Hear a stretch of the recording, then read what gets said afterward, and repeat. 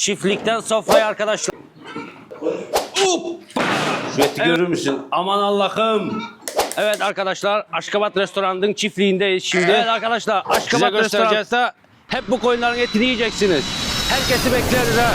İşte gördüğünüz burası arkadaşlar.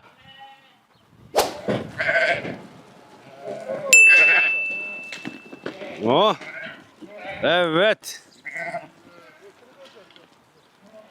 Evet arkadaşlar bakın maşallah maşallah.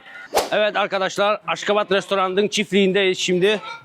Size göstereceğiz. Şaşlıklar hangi kuzudan olacağını göstereceğiz. Bu mu bu mu? Hangisi? Ha? Oh. İşte bak nasıl.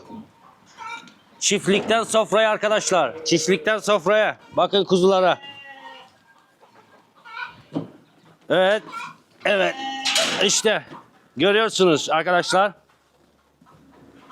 Hayvanlar büyüyor maşallah. Evet. Bunu şaşlık yapacağız. Ana şaşlıklık budur. Biraz daha günü var.